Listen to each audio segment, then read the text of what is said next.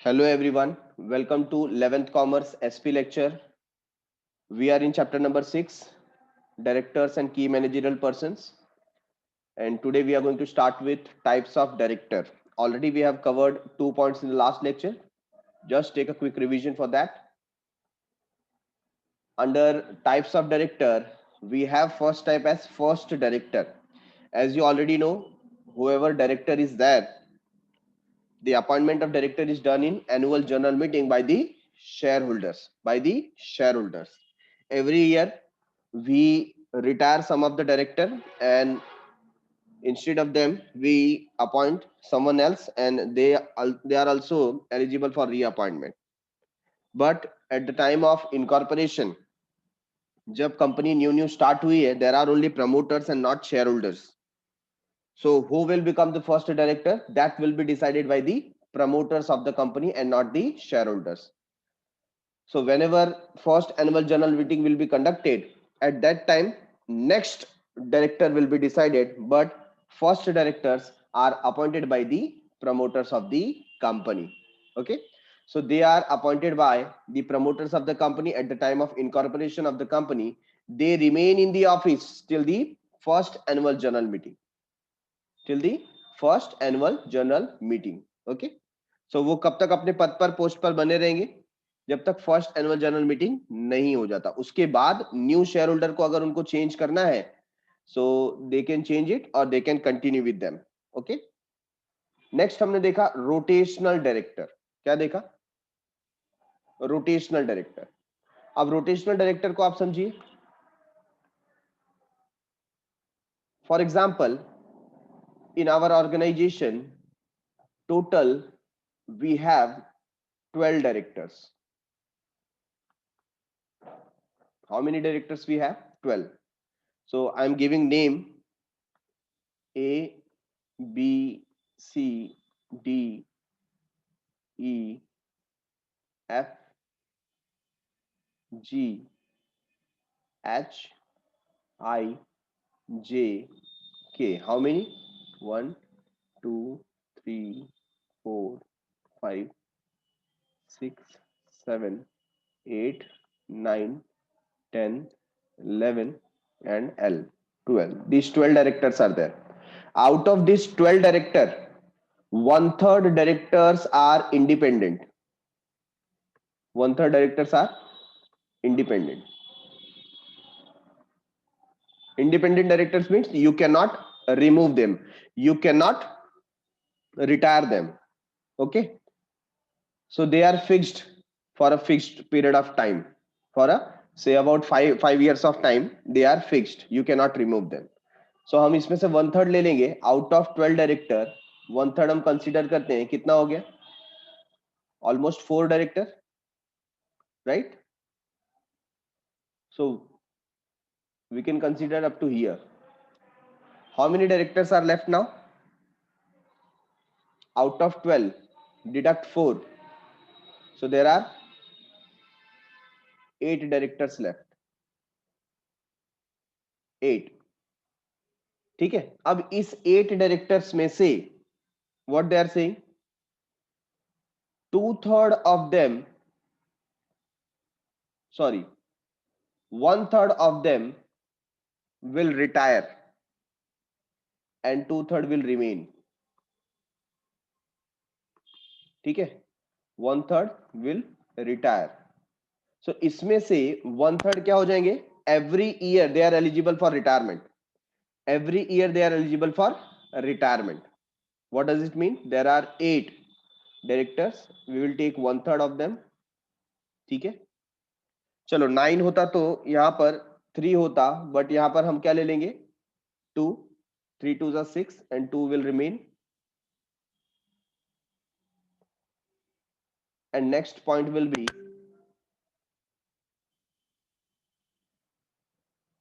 approximate 6, 7, right? So we will round it off to 3. We will round it off to 3. So next we have to decide out of this 8 director who will retire. So who will retire? Person or director who is the oldest one, who has taken his period for the maximum period of time. Got it. जो सबसे पुराना director है उसको हम retire करेंगे, तो हम यहां पर ले लेते हैं कि 5th 6th और 7th ये जो है EFG ये सबसे पुराने हैं, तो इनको हम रिटायर करते हैं। ठीक है, अब ये जो रिटायर हो गए हैं they are eligible for reappointment, तो नेक्स्ट ईयर के लिए फिर से हम क्या कर सकते हैं, इनको रीअपॉइंट कर सकते हैं।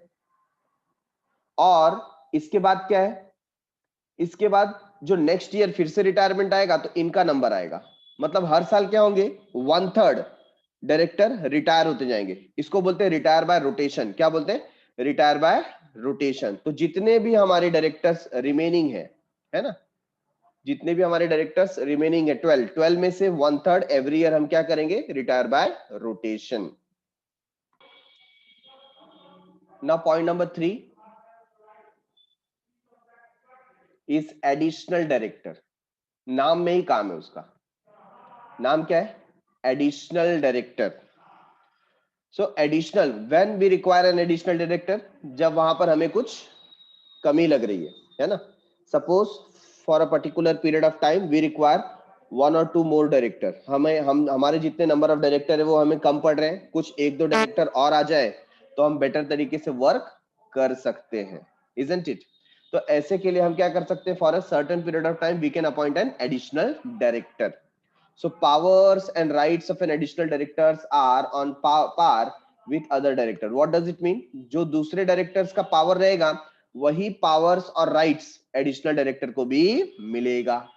Additional directors is appointed by the board as authorized by articles as and when needed. For example, हमारा कोई नया project start हो रहा है, for example we are making a new factory building, and for that we have to require we are in requirement of one more director for a period of 6 month। तो 6 month के लिए यहाँ पर board of director क्या करेंगे, एक additional director को appoint कर लेंगे। Additional director holds the office till the next AGM. ये जो हमारा एडिशनल डायरेक्टर हमने अपॉइंट किया है वो कब तक ऑफिस में रहेगा, जब तक अगला एनुअल जनरल मीटिंग नहीं हो जाता, जब तक अगला एनुअल जनरल मीटिंग नहीं हो जाता। ठीक है, अगले एनुअल जनरल मीटिंग तक वो क्या रहेगा, additional director, additional director. Okay, चलो एडिशनल डायरेक्टर हमको समझ में आ गया। Whenever there is a requirement in the organisation for additional director, board of director are authorise to appoint him. Next है alternate director. Alternate director, what does it mean alternate director?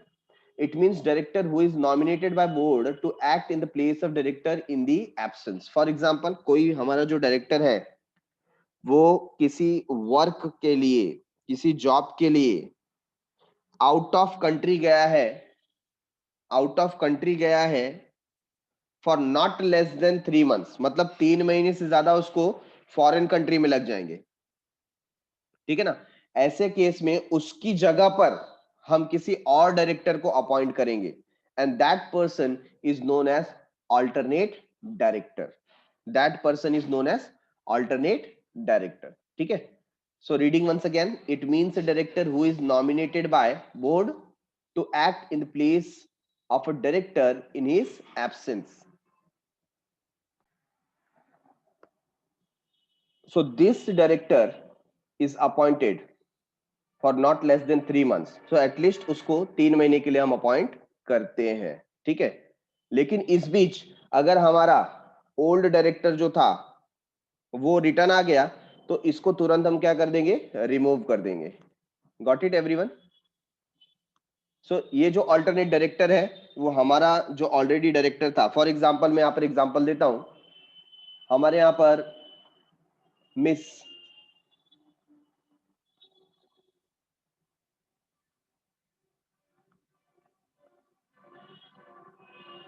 Alia Bhatt,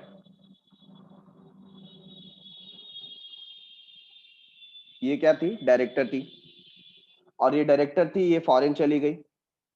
ठीक है, suppose ये Switzerland चली गई, क्यों चलेगी, कुछ काम के लिए चली गई होंगी, और इनका जो स्विट्जरलैंड जाने का पीरियड है वो 3 मंथ से ज्यादा का है, मोर देन 3 months। तो हम क्या करेंगे, आलिया भट्ट की जगह पर यहां पर हम मिस कैटरीना उनको रख लेते हैं। तो मिस कैटरीना जो है वो किसकी जगह पे है? मिस आलिया की जगह पर है, ठीक है ना। तो मिस कैटरीना को क्या बोला जाएगा? Alternate director. मिस कैटरीना कब तक काम करेंगी? मिनिमम पीरियड ऑफ 3 मंथ्स, और आलिया जब तक नहीं आ जाती तब तक, ठीक है ना, which ever is less. Getting it? तो अगर इस बीच में फॉर एग्जाम्पल आलिया 2 महीने में रिटर्न आ गई, तो कैटरीना को 2 महीने में ही जाना पड़ेगा, ठीक है। Next one, women director. Which director? Women director. तो अभी यहां पर ऑर्गेनाइजेशन लेवल पे वुमेन एम्पावरमेंट के लिए कुछ स्पेस रिजर्व कर दिया गया है। Some of the companies which are eligible as per the law are required to appoint women director। तो ऐसी कौन सी कंपनीज हम देखेंगे? The following class of companies. Following class of company, कौन से क्लास ऑफ कंपनी है जिनको वुमेन डायरेक्टर अपॉइंट करना जरूरी है, कंपलसरी है, करना ही पड़ेगा? So they must have at least one women director. How many? At least one women director they must have on their board. तो ऐसी कौन सी कंपनी है? Every listed company. Listed company का मतलब क्या होता है? हर एक वो कंपनी जो स्टॉक एक्सचेंज पे रजिस्टर्ड है, जो स्टॉक एक्सचेंज पे रजिस्टर्ड है, रजिस्टर्ड विथ स्टॉक एक्सचेंज, उसको हम बोलते हैं लिस्टेड, ताकि उनका शेयर का ट्रेडिंग होता रहे, ठीक है ना। दूसरा, every public company. Every public company, हर एक वो पब्लिक कंपनी जिसका paid up share capital 100 crore से ज्यादा है। कितने से ज्यादा है? More than 100 crore. क्या है? Paid up share capital. हम इसको शॉर्ट में पीयूसी बोलेंगे, पेड अप शेयर कैपिटल, ठीक है। तो पेड अप शेयर कैपिटल कितना है? मोर देन 100 करोड़ है। या तो उसका टर्नओवर, टर्नओवर का मतलब क्या होता है? सेल्स, है ना। सेल्स 300 करोड़ से ज्यादा है। किससे ज्यादा है? 300 करोड़ से ज्यादा है। Getting it everyone? तो आपको अपनी कंपनी में एक वुमेन डायरेक्टर रखनी पड़ेगी। कब रखनी पड़ेगी? अगर आपकी कंपनी लिस्टेड कंपनी होगी। दूसरी बात, आपकी कंपनी पब्लिक कंपनी है और उसका या तो paid up share capital 100 crore है और टर्नओवर 300 करोड़ से ज्यादा है, ठीक है ना। ऐसे केस में आपको एक वुमेन डायरेक्टर अपने यहां पर अपॉइंट करना पड़ेगा, ठीक है। Next is nominee director. Nominee director. अब नॉमिनी डायरेक्टर का कंसेप्ट देखो, बहुत इंटरेस्टिंग है। क्या होता है? फॉर एग्जांपल हमारी जो कंपनी है, for example it's D company. Which company? D company, ठीक है ना। ये जो डी कंपनी है इसने एल कंपनी से लोन लिया, या मैं बोलता हूं बैंक से लोन लिया। कहां से लोन लिया? देना बैंक से लोन लिया। अच्छा, कितना लोन लिया? थोड़ा ही लिया, 1000 करोड़ का लोन लिया, ठीक है। किसने लिया? डी कंपनी ने देना बैंक से 1000 करोड़ रुपीस का लोन लिया। अच्छा, अब यहां पर देना बैंक को ना थोड़ा ऐसा डाउट होता है कि पता नहीं हमारे पैसे का ये जो डी कंपनी है वो सही इस्तेमाल करेगी कि नहीं करेगी। दूसरी बात, ये कंपनी में इंटरनल कोई रिस्क तो नहीं है। तो हमें इस कंपनी के फाइनेंशियल पोजीशन के बारे में, डिसीजन के बारे में पता होना चाहिए। तो देना बैंक बोलेगी कि देखो, हम आपको 1000 करोड़ रुपए देने के लिए तैयार है, लेकिन हमारी तरफ से एक बंदा ना आपकी कंपनी में डायरेक्टर रहेगा। वो काम कुछ नहीं करेगा, सिर्फ वो देखेगा कि आप लोग का जो डिसीजन है वो कैसा होता है, वो बैंक के फेवर में है या नहीं है। ऐसा तो नहीं है आपके डिसीजन की वजह से हमारा लोन का पैसा डूब जाए। तो वो सिर्फ वहां पर उसकी निगरानी के लिए रहेगा। तो यहां पर बैंक की तरफ से जो व्यक्ति डी कंपनी में आया एज ए डायरेक्टर, उसे बोलेंगे नॉमिनी डायरेक्टर। क्या बोलेंगे? Nominee director. So let us understand this particular concept.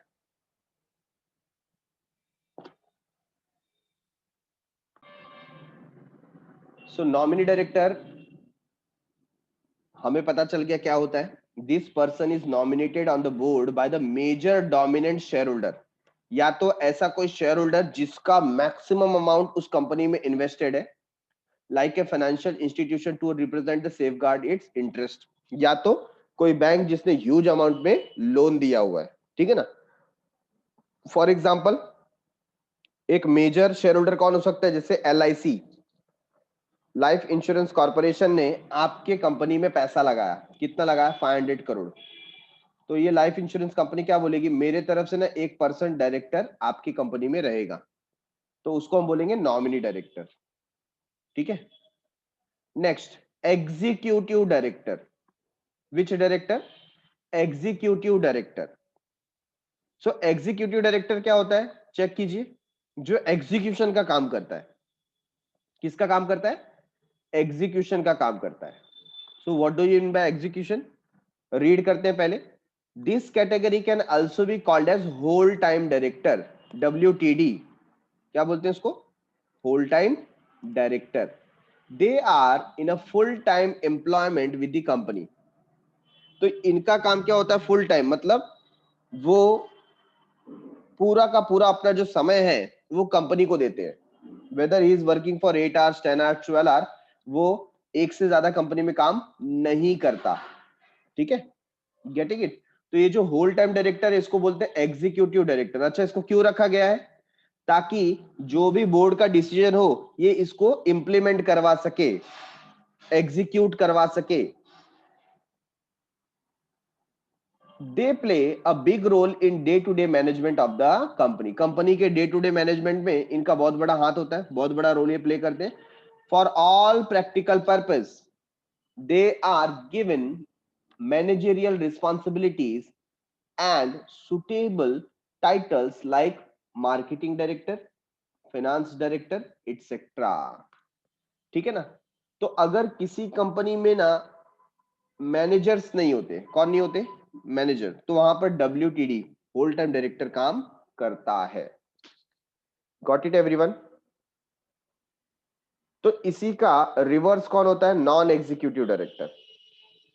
कौन होते हैं नॉन एग्जीक्यूटिव डायरेक्टर, ये सब डिसीजन मेकिंग के लिए आते हैं, किसके लिए आते हैं, डिसीजन मेकिंग के लिए।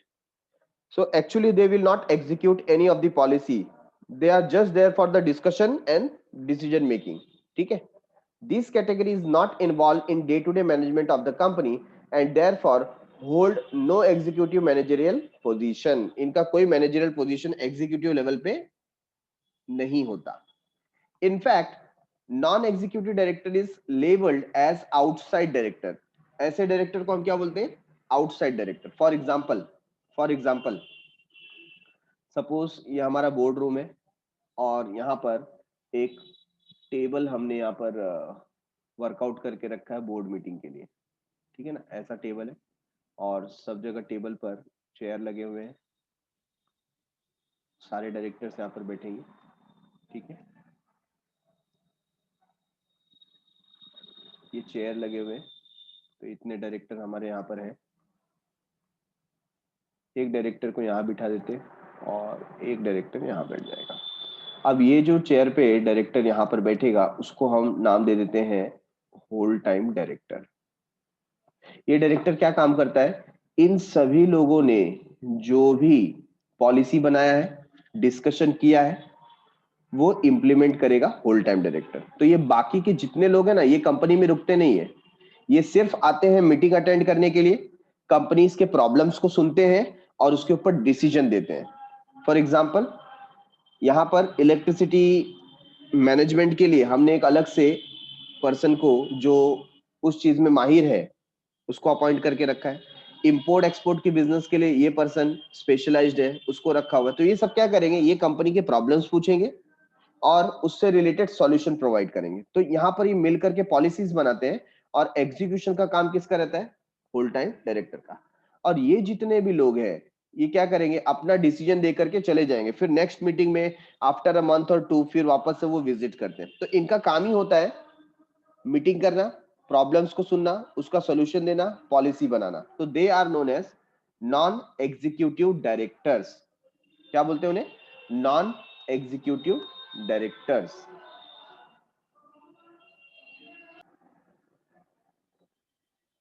These category is not involved in day-to-day management of the company and therefore hold no executive managerial position.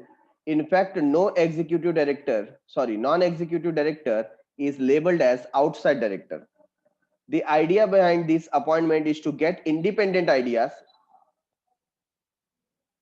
perspective, second opinion and alternate voice to the board. ठीक है, तो एक third party judgement, third party view point लेने के लिए इन directors को रखा जाता है and they are specialized in their work. Now next one is independent director. क्या बोलेंगे? Independent director. So under section 149 any director other than managing director, whole time director or nominee director is independent director as per section 149 of the act. कोई भी director जो managing director ना हो, whole time director ना हो और nominee director ना हो, उन बाकी सारे डायरेक्टर्स को हम क्या बोलेंगे? Independent director. मतलब कंपनी से कुछ खास रिलेशन उनका नहीं है ना? तो आप बोल सकते हैं कि सर ये जो नॉन एग्जीक्यूटिव डायरेक्टर है वही इंडिपेंडेंट डायरेक्टर होते हैं क्या? Yes, most of the time 95% non executive directors are known as independent directors. उनका कुछ खास इंटरेस्ट कंपनी के फाइनेंशियल अफेयर्स में नहीं होता. Getting it everyone? So non executive directors are independent directors.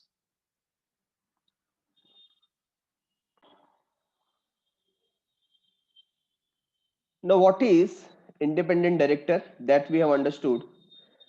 Now, moving towards terms of independent director. Term की बात यहाँ पर कर रहे हैं. That means ये जो independent director है वो कब तक रहेंगे? Independent director कब तक रहेंगे organization के अंदर? So, independent director hold office for a term up to 5 consecutive year. मतलब 5 साल तक वो हमारे यहाँ पर रहेंगे and is eligible for reappointment. 5 साल के बाद भी आप उनको रिटायर होने के बाद उनको रीअपॉइंट कर सकते हो. क्या कर सकते हो? Reappoint. For example mister Ranveer, ठीक है ना, मिस्टर रणवीर सिंह, ये हमारे यहाँ पर डायरेक्टर है और इन्होंने अपने 5 इयर्स कंप्लीट कर लिए. कितने इयर्स कंप्लीट कर लिए? 5 इयर्स. हमको लगता है कि नहीं ठीक है, अच्छा डायरेक्टर है, इसको और कंटिन्यू हमें करना चाहिए, तो क्या इनको रीअपॉइंट कर सकते हैं? यस, वापस से अपॉइंट कर सकते हैं. Independent director can not hold office for more than 2 consecutive term. मतलब हम कब तक अपॉइंट कर सकते हैं? नेक्स्ट 5 इयर्स के लिए. ठीक है ना? तो टोटल मिस्टर रणवीर को हम 10 इयर्स तक ऐसा अपॉइंट कर सकते हैं, 1 by 1. पहले 5 इयर्स के लिए और पसंद आया तो वापस से 5 इयर्स के लिए. बट 10 इयर्स कंप्लीट होने के बाद फिर क्या वो वापस रीअपॉइंट होंगे? नहीं, फिर उसमें गैप देना पड़ेगा एटलीस्ट 3 इयर्स का. ठीक है, 3 to 5 इयर्स का उसमें गैप देना पड़ेगा. उसके बाद फिर वापस से उनको रीअपॉइंट किया जा सकता है.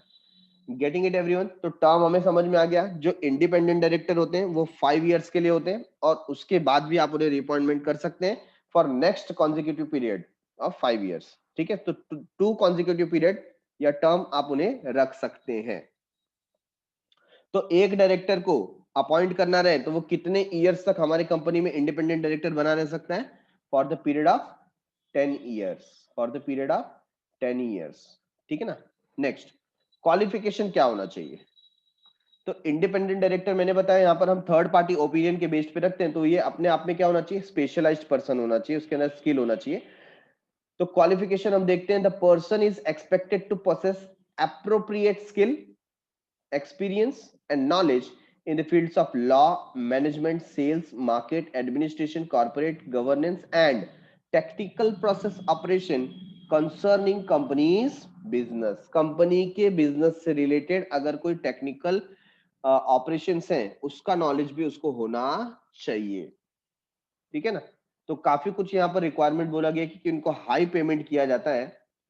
तो एक्सपेक्टेशन कंपनी का क्या है? Appropriate skill, experience and knowledge in the field of law, management, sales, market, administration, corporate governance and technical process operations. इसके अंदर उसका अच्छा खासा स्किल, एक्सपीरियंस और नॉलेज होना चाहिए.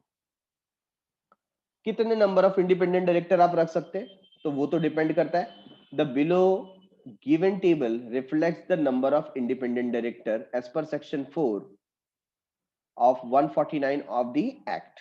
ठीक है, तो अगर लिस्टेड पब्लिक कंपनी, आपकी जो पब्लिक कंपनी है वो स्टॉक एक्सचेंज में रजिस्टर्ड है, लिस्टेड है, तो 1/3 ऑफ इस टोटल नंबर ऑफ डायरेक्टर आप क्या कर सकते हो, इंडिपेंडेंट डायरेक्टर रख सकते हो।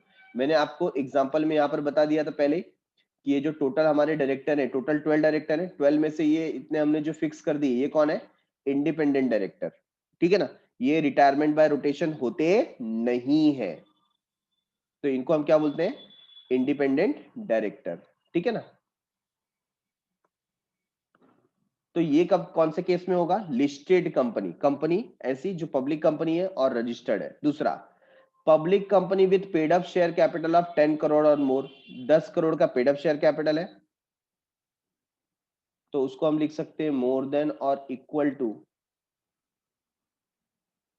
10 करोड़ पेड अप कैपिटल। ठीक है। दूसरा, public company with turnover, turnover की बात कर रहे हैं, मतलब सेल्स, सेल्स क्या होना चाहिए, more than equal to 100 crore. और यहां पर एग्रीगेट आउटस्टैंडिंग लोन, मतलब कंपनी के ऊपर जो भी लोन है, चाहे वो डिबेंचर से है, डिपॉजिट से है या बोरो किया हुआ है, वो 50 करोड़ से ज्यादा का है। ऐसे केस में आप 2 इंडिपेंडेंट डायरेक्टर वहां पर मिनिमम रखेंगे ही, रखेंगे ही, मतलब must, you must have at least 2 independent director. ठीक है, तो दो बातें यहां पर हमें समझ में आई। ऐसी पब्लिक कंपनी जो लिस्टेड है, तो वहां पर 1/3 डायरेक्टर जो होंगे वो इंडिपेंडेंट होंगे। ऐसी पब्लिक कंपनी जिसका paid up share capital 10 crore से ज्यादा है, या ऐसी पब्लिक कंपनी जिसका टर्नओवर 100 करोड़ से ज्यादा है, या ऐसी पब्लिक कंपनी जिसका आउटस्टैंडिंग लोन जो बोरोविंग्स है वो 50 करोड़ रुपए से ज्यादा है, ऐसी कंपनी को at least 2 director as a independent रखना पड़ेगा।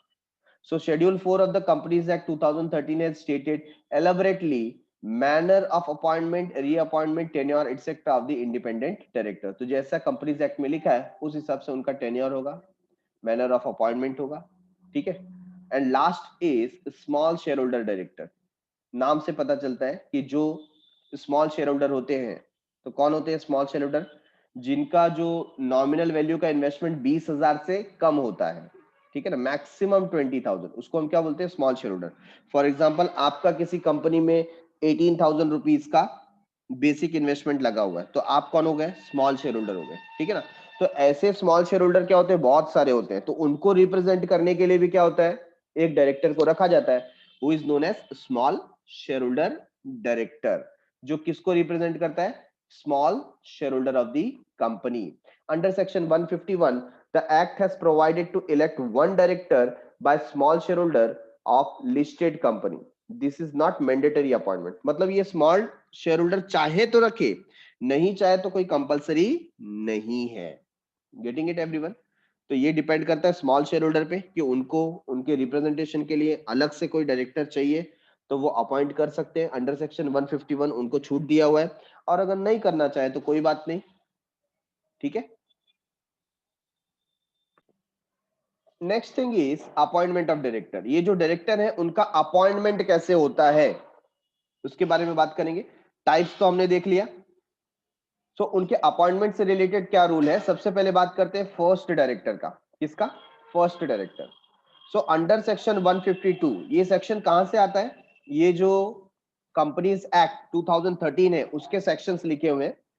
सो अंडर सेक्शन 152 आपको ये मिलेगा, that is usually appointed by the promoters of the company. ये जो फर्स्ट डायरेक्टर होते हैं ये प्रमोटर्स के द्वारा यूजुअली अपॉइंट किए जाते हैं, as stated in the articles of the company. If article do not provide, अगर जो हमारा आर्टिकल है उसमें इसके बारे में कोई इंफॉर्मेशन नहीं दी हुई है, ठीक है ना, if article do not provide for the same, signatory of the memorandum will be deemed to be first director. जिन्होंने मेमोरेंडम ऑफ एसोसिएशन साइन किया था, दैट मींस प्रमोटर इटसेल्फ, है ना, प्रमोटर ही साइन करते हैं ज्यादातर। सो दे विल बिकम, या they will assume to be, उनको ऐसा कंसीडर किया जाएगा कि वही फर्स्ट डायरेक्टर है। And in the case of one person company, the single member is deemed to be the first director. अगर हमारी कंपनी 1% कंपनी है तो जो सिंगल मेंबर है उसको ही फर्स्ट टाइम डायरेक्टर समझा जाएगा, फर्स्ट डायरेक्टर समझा जाएगा। ठीक है, तो दो बातें यहां पर सामने आती है। पहली चीज, आर्टिकल ऑफ एसोसिएशन में अगर लिखा हुआ है तो प्रमोटर अपॉइंट करेंगे, और नहीं लिखा हुआ है तो फिर जो मेमोरेंडम के सिग्नेटरीज हैं उनको फर्स्ट डायरेक्टर कंसीडर कर लिया जाएगा। ठीक है, तो हमको ये दो चीजें यहाँ पर समझनी है। फर्स्ट वन, प्रमोटर्स अपॉइंट करेंगे, और अगर आर्टिकल में नहीं दिया है तो मेमोरेंडम के जो सिग्नेटरीज हैं उनको समझा जाएगा। Point B, appointment of directors by member. First director के बाद जो भी सब्सिक्वेंट डायरेक्टर आते हैं, मतलब बाद वाले डायरेक्टर, उनको एनुअल जनरल मीटिंग में शेयर होल्डर्स अपॉइंट करते हैं। कौन अपॉइंट करते हैं? अंडर सेक्शन 152 दी सब्सिक्वेंट डायरेक्टर, सब्सिक्वेंट का मतलब क्या होता है? बाद वाले, मतलब फर्स्ट के बाद वाले, फर्स्ट के बाद जितने भी आएंगे they are subsequent directors in a public company are appointed by member. Public company होगी तो मेंबर मतलब शेयर होल्डर अपॉइंट करेंगे। कहां अपॉइंट करेंगे? At annual general meeting. कहां अपॉइंट करेंगे? एनुअल जनरल मीटिंग में। ठीक है, generally this is 2/3 of the board of director and they are subjected to retirement by rotation. तो जनरली जो हमने बात की थी कि ये जो 2/3 है बोर्ड ऑफ डायरेक्टर, यही लोग होते हैं जिनको एजीएम में अपॉइंट किया जाता है, और उसमें से, ठीक है ना, उसमें से ये सारे के सारे एलिजिबल होते हैं रिटायरमेंट के, और 1/3 को हर साल क्या किया जाता है? रिटायर किया जाता है। Point number C, appointment of directors by board. अच्छा, ऐसे भी केसेस होते हैं जहां पर बोर्ड ऑफ डायरेक्टर अपॉइंट करते हैं। तो सबसे पहली बात देखिए, हमने एडिशनल डायरेक्टर की बात की थी, अल्टरनेट डायरेक्टर की बात की थी, तो वो इसमें आ जाते हैं। ठीक है ना, सो एडिशनल और को opted director, this appointment is made by board. तो ऊपर जो हमने दो टाइप के डायरेक्टर देखे थे, एक तो एडिशनल डायरेक्टर और दूसरा अल्टरनेट डायरेक्टर, ये दोनों जो टाइप होते हैं ये बोर्ड ऑफ डायरेक्टर ही अपॉइंट करते हैं उन्हें, उनको जनरल मीटिंग में अपॉइंट नहीं किया जाता। ठीक है,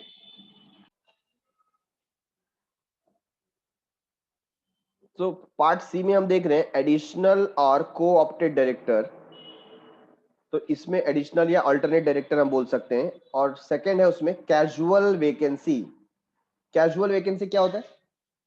अकस्मात वैकेंसी आ गई है ना, इमरजेंसी में या ऐसा कुछ घटना हुआ, अचानक वैकेंसी हो गई। सपोज किसी डायरेक्टर का डेथ हो गया, या कोई डायरेक्टर इंसॉल्वेंट हो गया, या कोई डायरेक्टर को निकाल दिया गया है।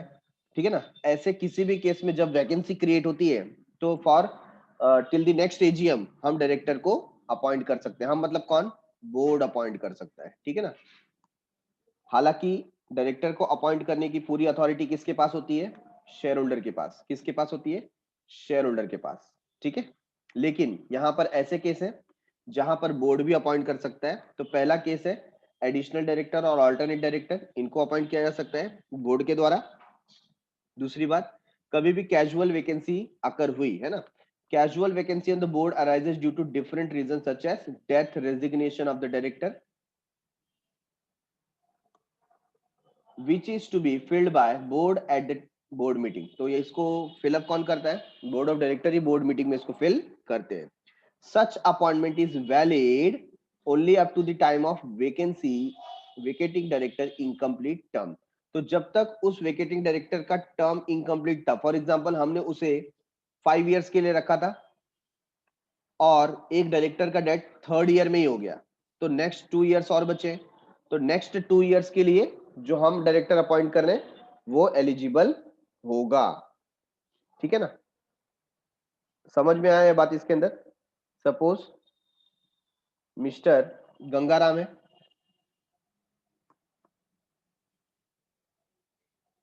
और मिस्टर गंगाराम जो है ये 5 years के लिए डायरेक्टर थे, लेकिन इन्होंने अभी तक 3 years कंप्लीट किया और इनका क्या हो गया? डेथ।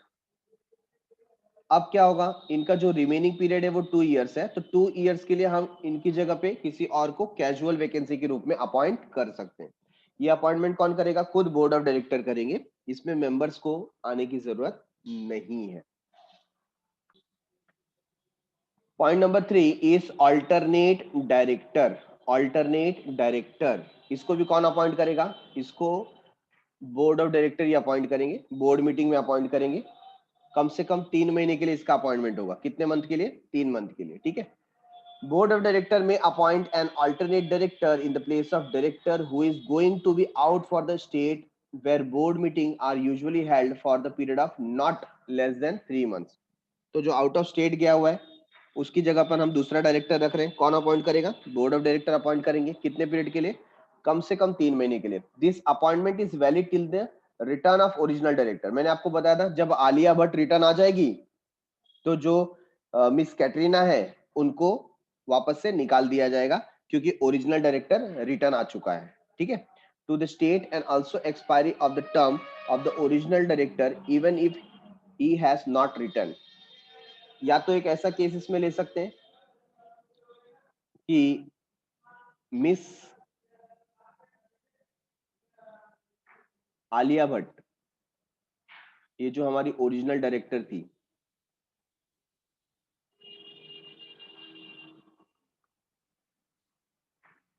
आलिया भट्ट ये हमारी कौन थी? ओरिजिनल डायरेक्टर, ठीक है ना।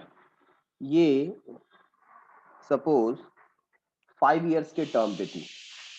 कितने टर्म पे थी? 5 इयर्स के। अब इन्होंने आउट ऑफ 5 इयर्स इन्होंने 4 इयर्स 10 मंथ, ठीक है ना, कंप्लीट कर लिए। तो इनका जो अब रिमेनिंग पीरियड बचा हुआ है, वो कितना है? Only 2 months. तो जो हम अल्टरनेट डायरेक्टर अपॉइंट करेंगे, सपोज यहाँ पर हमने मिस कैटरीना को अपॉइंट किया क्योंकि आलिया भट्ट जो है वो बाहर चली गई, तो उनका अपॉइंटमेंट फिर 2 महीने के लिए होगा क्योंकि ऐसे भी आलिया भी होती तो 2 महीने में रिटायर हो जाती थी। तो मिस कैटरीना को भी 2 महीने के लिए ही रखना पड़ेगा। Got it?